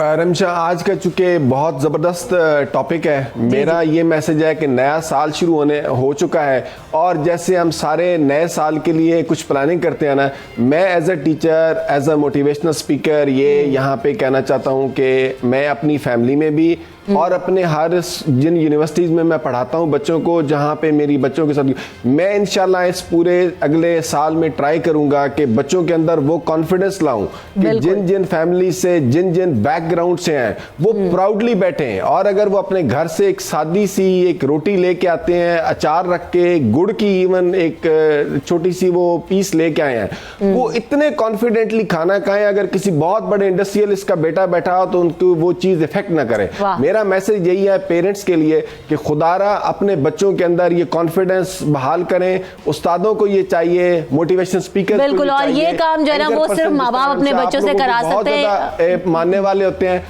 आप लोगों को चाहिए कि लोगों को इसके ऊपर लाएं कि इस रेट, यकीनन माँ बाप और जो टीचर्स हैं वो सोसाइटी में बहुत ज़्यादा एक अहम रोल अदा कर सकते हैं। और बच्चों को जब वो थपकी मिलती है ना माँ बाप से, टीचर से, कि तुम जैसे हो वैसे बहुत अच्छे हो, अपनी जो पर्सनैलिटी है उसके ऊपर काम करो। बहुत शुक्रिया तमाम मेहमानों का, और आपसे क्वेश्चन करके बहुत अच्छा लगा। ये कॉजेज़ है जो कि हम देखते हैं कि हमारे माशरे के अंदर पनपती जा रही हैं। अब हमें इनका सोल्यूशन की तरफ बढ़ना है और इसका आगाज़ हमें अपने आप से करना है। हम यहाँ पर ब्रेक लेंगे, ब्रेक के बाद दोबारा हाजिर होंगे, कुछ मज़ीद इशूज़ पर बात करेंगे। हाजिर होते हैं इस ब्रेक के बाद। देखते रहिए सुबह सवेरे Pakistan.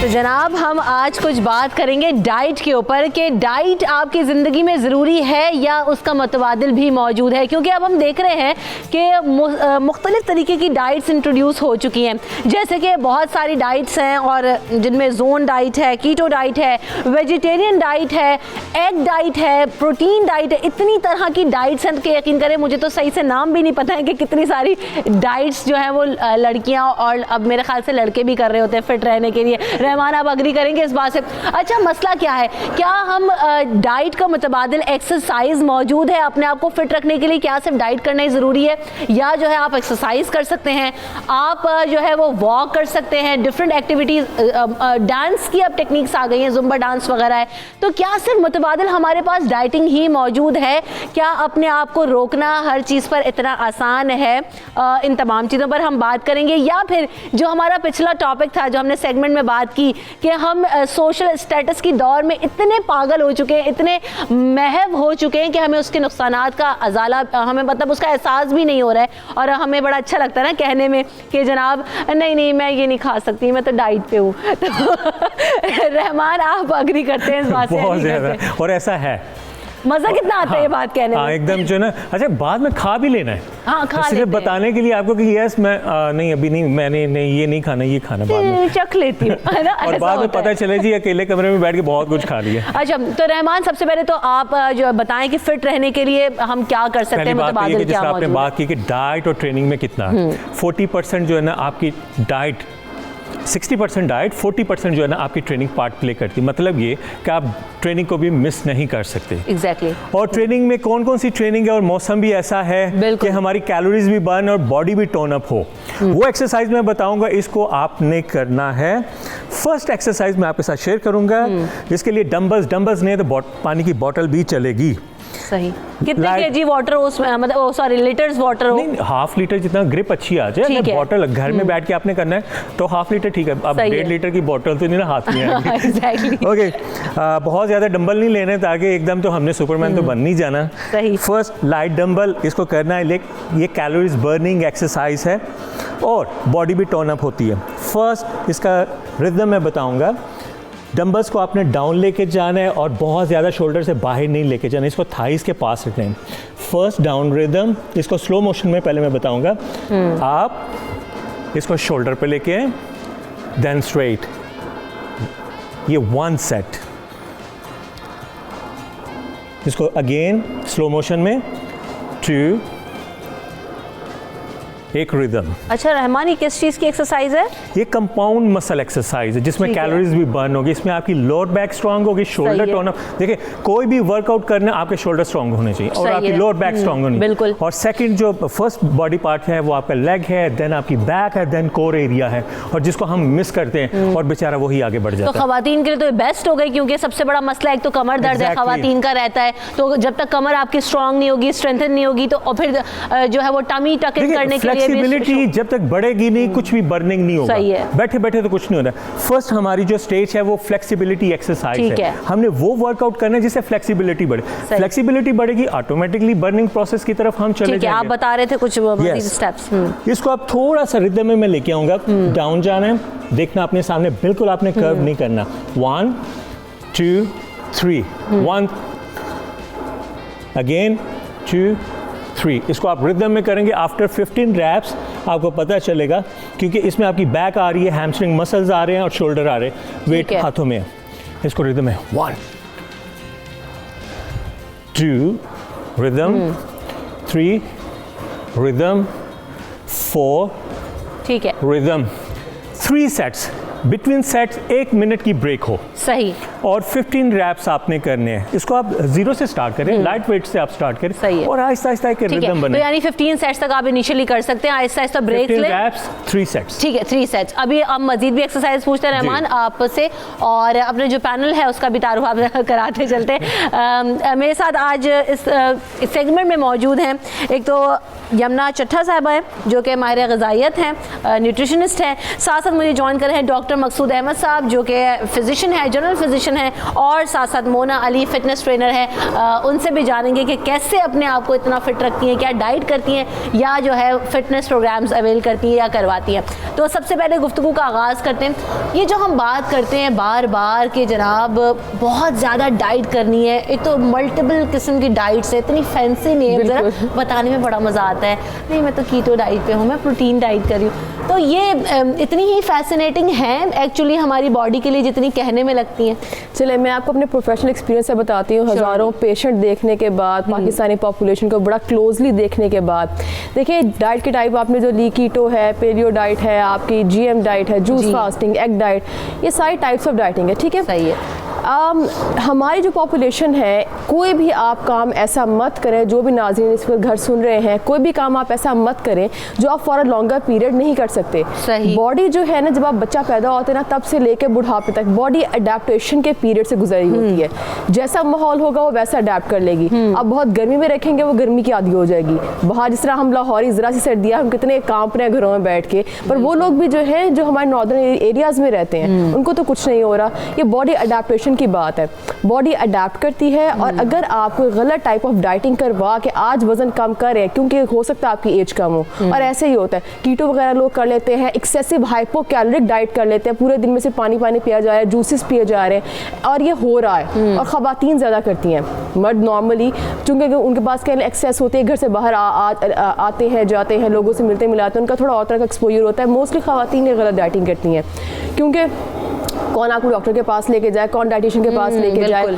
Excessive hypocaloric diet plan से अगर आपने आज लेट से वजन कम कर भी लिया और आप कहते हैं कि नहीं मुझे तो वीकनेस भी नहीं हुई, और अगर आपकी फॉर एग्जांपल शादी हो गई है, आप वही पैटर्न अडेप्ट करने की कोशिश करते हैं, आपसे नहीं होगा। तब आप कहेंगे भाई मैंने पहले भी डाइटिंग की, आज मुझे क्यों वीकनेस हो रही है। बिल्कुल। आज इसलिए हो रही है क्योंकि एक तो पहली बात तब भी वो चीज़ गलत थी, अब इसलिए ज़्यादा गलत है क्योंकि बाकी बॉडी की रिक्वायरमेंट्स कुछ मुख्तलिफ हैं। मतलब माशाल्लाह चाइल्ड बेयरिंग एज की खवातीन होती हैं और शादी से पहले ही ट्रेंड होता है ज़्यादा डाइटिंग करने का अगर लड़कियों में आता, और तभी डाइटिंग गलत किस्म की करके वो चाइल्ड बेयरिंग एज में मसले खड़े कर लेती हैं अपने लिए। सबसे बड़ा मसला तो ये होता है कि शादी से पहले डाइट करनी, कपड़े बना लिए, डाइट करनी है, कपड़े आते भी नहीं है। हालांकि देखिए वो टाइम आपको वो चाइल्ड बेयरिंग एज होती है, आपने माशाल्लाह एक प्रोसीजर से गुजरना होता है बाद में, और बुक से कहती है कि 6 मंथ्स न्यूट्रिशनली अपनी बॉडी को प्रिपेयर करें फॉर दैट टाइम पीरियड। पर हम क्या कर रहे होते हैं, एग्जैक्टली उन्हीं 6 महीनों में हम गलत किस्म की डाइटिंग करके बॉडी का जो रिजर्व है न्यूट्रिएंट्स का वो सारा गायब कर लेते हैं। ये डॉक्टर साहब ये कितनी बड़ी कॉम्प्लिकेशन होती है कि खवातीन एक तो बगैर न्यूट्रिशनिस्ट वगैरह से कंसर्न किए हुए अपनी शादी के लिए या वैसे भी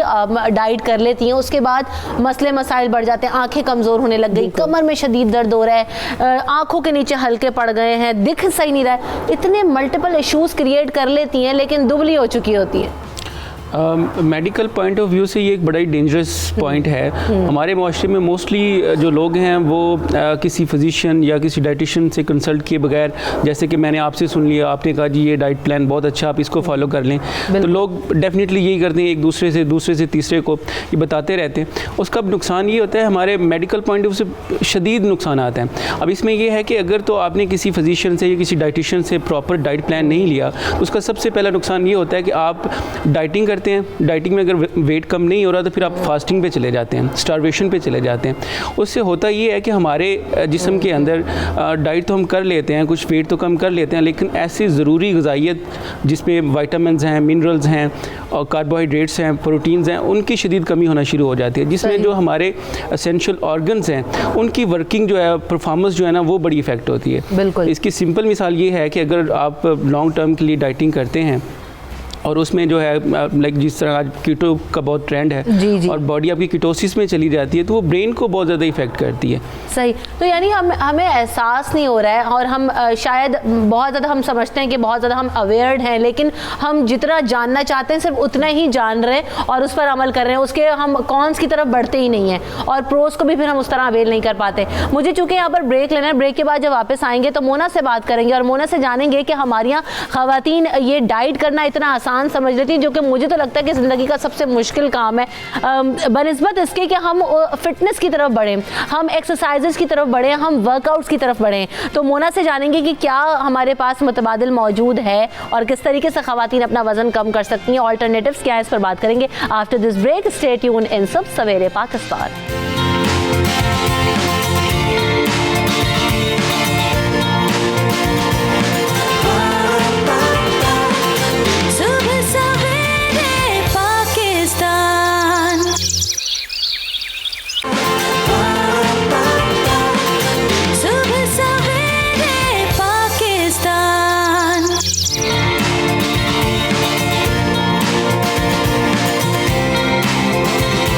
welcome back in the show और बात हम कर रहे हैं जनाब डाइट के ऊपर कि डाइट्स आपकी बॉडी के लिए इधर हेल्दी हैं और किस हद तक की जा सकती हैं। हम इस पर राय लेने की कोशिश तो कर रहे हैं। साथ साथ मोना हमारे साथ मौजूद है। मोना से जानेंगे कि वो खासी फिट है, बड़ी ज़बरदस्त जो है वो टोन बॉडी है और हर जो है वो लड़की चाहती है कि जनाब फिट रहे। क्या सिर्फ डाइट ही ऑप्शन है या जो है ऑल्टरनेटिव्स यूज़ कर सकते हैं, एक्सरसाइज वगैरह डिफरेंट?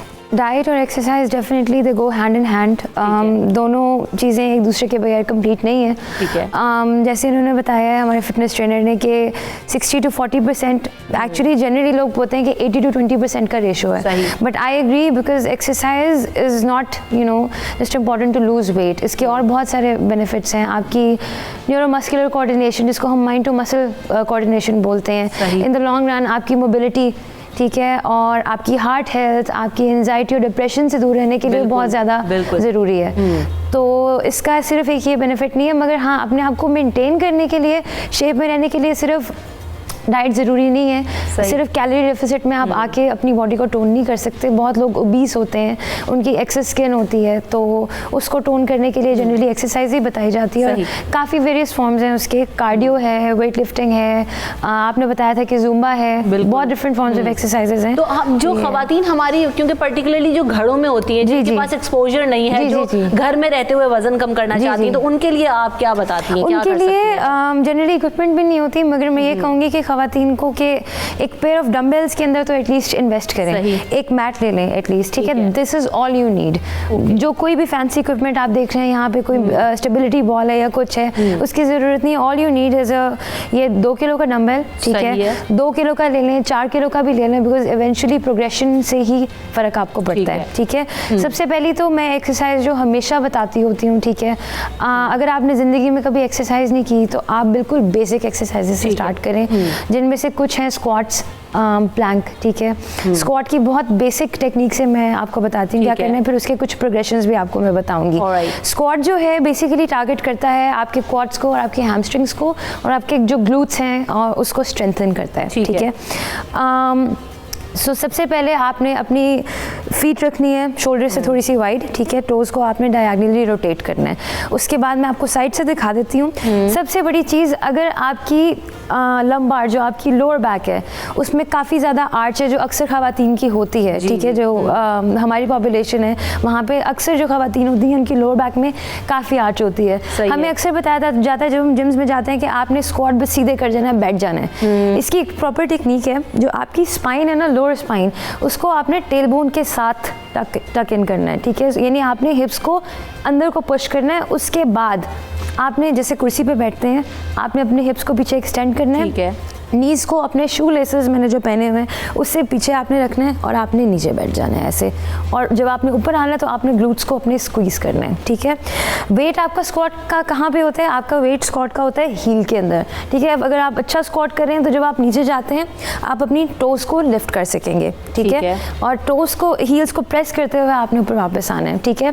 ये इनिशियली आपको फील होगा हैमस्ट्रिंग में, मगर इसके अगर आप 10 से 20 रेपिटेशंस करेंगे तो आपको फील होगा कि आपके पूरे लेग को वर्क कर रही हैं, ठीक है। यही चीज़ आप वेट के साथ भी कर सकते हैं। जब भी आप किसी एक्सरसाइज के अंदर वेट ऐड करते हैं तो आपका कैलोरी बर्न डबल हो जाता है, उससे आपका हार्ट रेट भी बहुत ऊपर जाता है। सही, हार्ट रेट ऊपर जाता है तो कैलोरीज बर्न होती हैं। अच्छा जी, मैं आपको एक सीक्वेंस बताती हूँ स्क्वाट टू शोल्डर प्रेस की, ठीक है। इसमें क्या होगा, ना सिर्फ हमारे लोअर बॉडी काम करेगी बल्कि हमारा कोर, ठीक है, जिसके अंदर हमारी ओब्लिक्स, हमारे एब्स आते हैं, हमारे लैट्स, हमारे जो लॉन्ग बैक मसल्स होते हैं वो आते हैं, ग्लूट्स आते हैं, और हमारे शोल्डर्स भी टोन होंगे। So it's a full body compound exercise, ठीक है। So you roll your shoulders back and down, ठीक है। सबसे पहले आप अपने पेट अंदर करेंगे, ठीक है। आपकी पेट अंदर करने की वजह यह है कि आपकी स्पाइन को ज़रा थोड़ी सी सेफ्टी मिलेगी, बैक में आर्च नहीं आना चाहिए। शोल्डर्स के ऊपर आपने डंबल इस तरह रखने हैं, ठीक है, मैं आपको फ्रंट से भी दिखा देती हूँ। आपने जाना है स्क्वाट में, स्क्वाट जैसे ही आप उठेंगे आपने इसको प्रेस कर देना है, ठीक है, shoulder press, again squat shoulder press, ठीक है। इसमें आपकी पूरी बॉडी इंगेज हो रही है। आप एक्सटेंशन कर रहे हैं एंकल से, नी से, हिप से, उसके बाद फिर आप एक्सटेंशन कर रहे हैं आर्म से। इसकी आपने एटलीस्ट 30 रेपिटेशंस करनी है तो आपको कुछ पता चलेगा, ठीक है। 30 रेपिटेशंस और एटलीस्ट इसके 3 राउंड्स करें। अगर आपने बॉडी को टोन करना है, वेट लॉस, अगर आप स्टार्ट कर रहे हैं तो 10-10 भी ठीक है, सही है, मगर अगर आपने रेपिटेशंस बढ़ानी है तो उसी से ही आपको तो बिल्कुल ये बिगिनर्स के लिए हमें मोना ने बताया। बिल्कुल, अभी ये स्क्वाट्स हो गए, मजीद भी जरा मैं आपसे बात करूंगी कि आप घर में रहते हुए किस तरीके से ऑल्टरनेटिव्स हम आज ढूंढने की कोशिश करेंगे। जिन लोगों से डाइट नहीं होती, जो मेरे जैसे लोग हैं, वो फिर क्या करें। बिल्कुल, तो यकीनन एक वॉक बड़ा एक अच्छा ऑल्टरनेटिव हो सकता है, लेकिन हम उस तरफ जाते नहीं। आप फिजिकल एक्टिविटी है आपकी बहुत बड़ी, आप मेंटल डिप्रेशन से निकलते हैं और आप हेल्दी एक्टिविटी, आपकी सांस जो है वो बहाल होती है, आप सुबह सुबह वॉक करें, तो ये चीज़ों पर हम नहीं सोच रहे हैं। और फिर हमने जब शुरू में बात की थी यमुना कि जो न्यूट्रिएंट डेफिशिएंसी हो जा रही है एक तरह की पर्टिकुलर डाइट करने से, उससे क्या मसाइल होते हैं ख़वातीन को? सबसे पहले जो मैंने हमारी पॉपुलेशन में इशू देखा है ना, वो ये है कि पहली चीज़ तो ये कि घर बैठे किसी ने बता दिया डाइट प्लान फॉलो कर लिया, किसी तीसरे चौथे का, वो डाइट प्लान उसकी बॉडी के हिसाब से बना था, वो आपके बॉडी के हिसाब से नहीं बना था। तो वो डाइट प्लान फॉलो करके आपने, क्योंकि आपको उसने कोई उस चीज़ में, उस डाइट प्लान में ये नहीं देखा गया आपकी अपनी डिजीज़ क्या है, फैमिली हिस्ट्री क्या है, क्या है आपकी एज क्या है, वगैरह वगैरह, ये सारी चीज़ें आती हैं उसमें।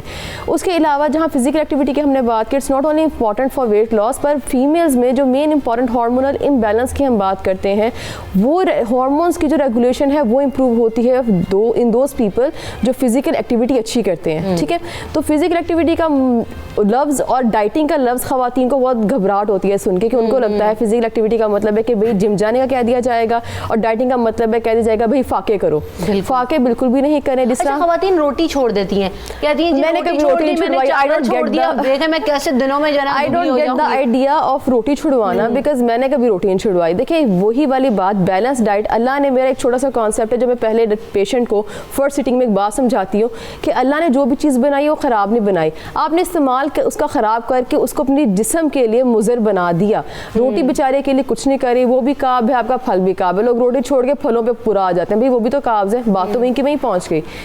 इंपॉर्टेंट चीज़ ये है कि सिर्फ कार्ब, प्रोटीन, फैट को आजकल हम काउंट कर रहे हैं। हम मैक्रो मिनरल्स हैं, हम माइक्रो तो देख ही नहीं रहे, ये मैक्रो न्यूट्रिएंट्स देख रहे हैं। मिनरल्स आपके कहाँ गए, आपके वाइटामिन्स कहाँ गए। जब आप ये रोटी छोड़ देते हैं और ये सारी चीज़ें निकाल के सिर्फ सब्जियों पे आ जाते हैं और जूसेस पे आ जाते हैं, तो आप बिल्कुल एक इतना बड़ा पोर्शन वाइटामिन्स का निकाल देते हैं। सब्जियों का इंटेक प्रॉपर नहीं हो रहा, तो भाई फलानी सब्जी या खीरा ले लिया, खीरा बहुत फेमस है डाइटिंग में क्योंकि उसमें पानी ज़्यादा होता है। ये लोगों ने एक कॉन्सेप्ट बनाया हुआ है कि पानी वाली सब्जियां खाएं, पेट भरती हैं, और वो जीरो कैलोरी सब्जियां कहते हैं। एक और चीज़ है कि हमने डिटॉक्स वाटर्स का इस्तेमाल हम डॉक्टर साहब बड़ा देख रहे हैं, खासतौर पे जो बच्चियां हैं और जो पेशेंट्स आते हैं, टीनेजर्स में बहुत ज़्यादा कॉन्सेप्ट ये बढ़ता जा रहा है। तो क्या प्रॉब्लम्स आप सबसे ज़्यादा जब अपने पेशेंट्स को देख रहे होते हैं तो उनके अंदर क्या सबसे ज़्यादा आप आइडेंटिफाई करते हैं प्रॉब्लम उनके अंदर आजकल? डाइटिंग के साथ कुछ ख़वातीन तो जैसे मैं बता रही थी मैडम के कोई फिजिशियन प्लान या डाइटिशियन प्लान नहीं होता, लोगों से सुना होता है। कुछ ख़वातीन फिर ये करती हैं कि डाइटिंग के से काम नहीं चला तो वो सप्लीमेंट्स और फैट बर्नर यूज़ करना शुरू कर देती हैं। उसमें हमारी कम्युनिटी में जो हमने देखा है, जो सबसे पहले चीज़ इफेक्ट होती है ना, वो गट हेल्थ है। आपकी गट की जो हेल्थ एक दफ़ा डिस्टर्ब हो गई ना, तो उसको रिस्टोर होने में ईयर्स चाहिए। अब वो वही मसला है कि हमारे हर आने वाले जो पेशेंट है उसका प्रॉब्लम ये है कि मुझे कॉन्स्टिपेशन है या डायरिया है। ये ऑलमोस्ट 50% हमारी पॉपुलेशन इस चीज़ से अफेक्टेड है। तो वो इन्हीं चीज़ों का समर है कि हमारी जो डाइट है वो वेल प्लान नहीं है, और उसकी वजह से, और फिर ये जो हम सप्लीमेंट्स लेते हैं वो उसको बड़ा डिस्टर्ब करते हैं। अब उसमें होता ये है कि एक तो गट, पहले आपने माइक्रोन्यूट्रिएंट की डेफिशिएंसी कर ली, मैक्रोन्यूट्रिएंट की डेफिशिएंसी कर ली, ऊपर से आपकी गट की हेल्थ ख़राब हो गई। तो फिर क्या होता है कि जो हम मुतवाज़िन ग़िज़ा लेना शुरू भी करते हैं तो उसको अपनी रूटीन में आने पर, एक नेचुरल वे पे आने पर ईयर्स लग जाते हैं।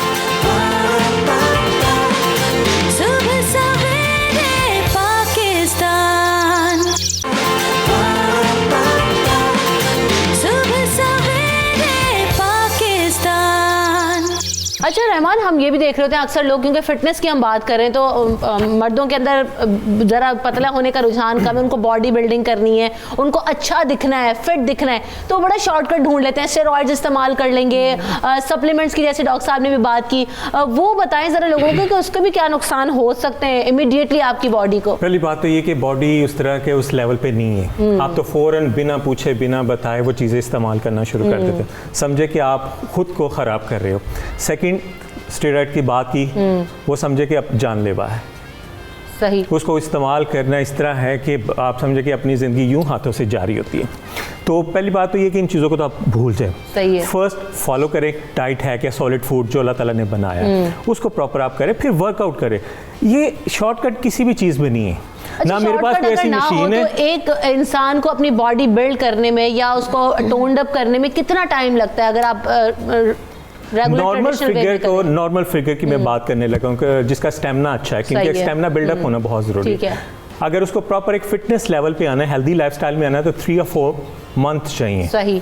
वो भी 6 डेज प्रॉपर वर्कआउट करें। भी कोई लंबा टाइम नहीं कि हम जो सप्लीमेंट्स को इतना तो सोचने में गुजर जाता है, अच्छा मैं आज करूंगा, कल करूंगा, मेरी बन जाएगी बॉडी और मैं ऐसा कर लूंगा, लेकिन इतना टाइम चाहिए। बिल्कुल। क्योंकि मेडिटेशन है, उसको आपने खुद को रिपेयर करना है, बिल्डअप करना है, एक चीज़ को, एक मसल को आपने टाइम देना। और जब आप किसी बिल्डिंग के ऊपर काम करते हैं तो उस पर कितनी मेहनत होती है। ये तो भाई आपकी बॉडी है, आपकी जान है। मोना, एक और हम चीज़ देख रहे हैं खवातीन के अंदर के जो हम सप्लीमेंट्स वगैरह की अब जरा बात आ ही गई है, इजी शॉर्टकट है, स्लिमिंग टी खरीद ली जी और पता नहीं क्या क्या मार्केट में अवेलेबल है, मुझे तो इतना पता भी नहीं है, लेकिन बड़े इजी वे में आप जाते हैं और जनाब आपने सप्लीमेंट्स लिए, वजन कम करने के, सर्जरीज करवा ली हैं। जी।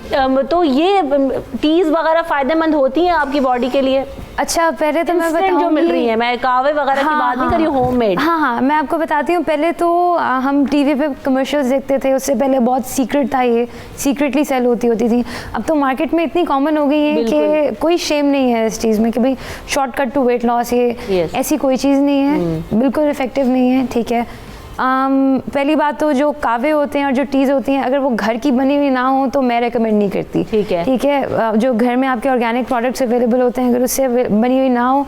दूसरा ये कि शॉर्टकट होता नहीं, जैसे इन्होंने बताया है, मेरी अपनी फ़िटनेस जर्नी है, मुझे अब 4 साल हो गए हैं फिटनेस में, और इंस्ट्रक्टर बने हुए मुझे 3 साल हो गए हैं। ठीक है, और ये जर्नी बिल्कुल भी इजी नहीं है। मेरी 86 से 50 की और 48 तक की जर्नी 3 साल की है। मैंने वेट तो लूज़ कर लिया था इनिशियली 6-7 मंथ्स में, 36 kgs मैंने लूज़ कर लिया था, मगर प्रॉपर स्ट्रेंथ लाने में और प्रॉपर टोन अप होने में ये 3 साल की जर्नी होती है। सही। वेट तो आप कम कर लेते हैं, उसके तो बहुत तरीके हैं, शॉर्टकट्स हैं, मगर आपकी अंदर की जो स्ट्रेंथ होती है, आप माल न्यूट्रिशन हो जाते हैं, सारे न्यूट्रिएंट्स गायब हो जाते हैं आपकी बॉडी से। जब आपको इस तरह शॉर्टकट से आप वेट कम करते हैं, कोई आपको लेट्स से आपको कहता है लिफ्ट काम नहीं करी, मेरे साथ फ्लाइट ऑफ स्टेयर्स चलो, आपके अंदर तो हिम्मत नहीं होगी। तो शॉर्टकट बिल्कुल भी नहीं है, प्रॉपर ऑर्गेनिक वे से करें, टाइम दें अपने आप को, क्योंकि वो चीज़ सस्टेनेबल है। सही, ठीक है ना? नहीं तो फिर ये चीज़ आपकी दोबारा वेट आपका वापस गेन हो जाता है। मेरा नेक्स्ट एक्सरसाइज आप क्या रेकमेंड करिए हमारी जो नेक्स्ट एक्सरसाइज इसको बोलते हैं रेनेगेड रोज। ये थोड़ी सी एडवांस्ड एक्सरसाइज है, ठीक है। मैंने बताया एक बेसिक प्लैंक होता है, इसकी बेसिक वेरिएशन प्लैंक है, ठीक है। प्लैंक बल्कि मैं आपको साइडवेज बताऊंगी, क्योंकि प्लैंक में अक्सर मैंने देखा है ख़वातीन क्या करती हैं कि बैक का ध्यान नहीं रखती। सबसे पहले मैं आपको बताऊंगी कि जो आपके एब्डोमिनल मसल्स हैं ना, उसको आपने अच्छे से स्क्वीज़ इन करना है, ठीक है। आपने आ जाना है बॉक्स पोजीशन में, ठीक है। आपके हाथ बिल्कुल आपके शोल्डर्स के नीचे होने चाहिए। उसके बाद आपने टांगों को पीछे एक्सटेंड करना है, ठीक है। आपके ग्लूट्स बिल्कुल टाइट होने चाहिए, आपके एब्स इतने टाइट होने चाहिए जैसे आपने पेट के साथ पत्थर बांधा हुआ है, ठीक है। उसके बाद, ठीक है, यहाँ पे आप आ गए, या तो आप यहाँ से स्टार्ट कर सकते हैं, ठीक है। अगर इसकी आपकी बेसिक स्ट्रेंथ बिल्ड हो गई, अगर आप 30 सेकंड्स विदाउट ब्रेक कर सकते हैं ये, ठीक है। तो आपने क्या करना है, आपने 2 पेयर ऑफ डंबल्स लेने हैं, ठीक है। आपने प्लैंक में आ जाना है। उसके बाद आपने क्या करना है, बैलेंस करके लिफ्ट, ठीक है। ये आपने करना है lift up to the rib cage. इसमें कौन से मसल्स एंगेज हो रहे हैं, आपका ट्राइसेप, आपका पूरा कोर जो बेल्ट होती है जिसके अंदर ओब्लिक्स और आपके एब्स आते हैं, ठीक है। ये एक्चुअली फुल बॉडी एक्सरसाइज है, बट बिकॉज इसके अंदर हम वेट्स ऐड कर रहे हैं और शोल्डर में बहुत ज़्यादा इसका वर्क आ रहा है, तो आपकी कैलोरीज बहुत ज़्यादा बर्न होंगी। तो अगर आपने पेट कम करना है या आपकी बैक में बल्जेस हैं बहुत ज़्यादा, ये एक बहुत अच्छी एक्सरसाइज है जो हमारी बहुत कॉमन कंप्लेन होती है ख़वातीन की कि हमारे बल्जेस बहुत हैं, कम हो गए हैं मगर एक्सेस स्किन बहुत है। तो मैं कहूँगी इस तरह की स्ट्रेंथ एक्सरसाइजेस करें। कार्डियो अच्छा है, मगर कार्डियो से आपका मसल मास बहुत लूज होता है, आपकी लीन लुक नहीं आती। अगर आपका ये इशू है कि स्किन ढलक रही है, सेलुलाइट है, इस तरह की, मैं आपको कहूँगी कि स्ट्रेंथ एक्सरसाइजेस करें। तो ये मेरी दूसरी एक्सरसाइज है, ये आपकी बैक के लिए, कोर के लिए और शोल्डर्स के लिए बहुत अच्छी है। और जो मैंने पहले बताई थी वो लोअर बॉडी और शोल्डर्स के लिए बहुत अच्छी है। तो बड़ी जबरदस्त और इतनी मुश्किल नहीं है, क्योंकि जब आप इनिशियली स्टार्ट कर देते हैं तो फिर आप यूज्ड हो जाते हैं, 10 से 15 दिन स्टार्ट करना होता है अपनी बॉडी को जो है। और मैं एक और चीज़ कहूँगी कि मेरी फिटनेस जर्नी के बारे में जानने के लिए और मैंने कहाँ से स्टार्ट किया है और डिटेल वर्कआउट्स के लिए आप मेरा इंस्टाग्राम का पेज भी विजिट कर सकते हैं। It's called fit_with.mona_ali। तो इसी बात के साथ अपने तमाम मेहमानों का बहुत बहुत शुक्रिया। आप अपना ख्याल रखिएगा, हमें दुआओं में याद रखिएगा, और आज से इसी मोटिवेशन के साथ अपना वजन कम करना शुरू कीजिए कि हमने हेल्दी रहना है, फिट रहना है, कमज़ोर नहीं होना। मैं भी इसी मोटिवेशन पर अमल करूंगी। आप हमें अपनी दुआओं में याद रखिएगा। हमें दीजिए इजाज़त, अल्लाह ने के बाद।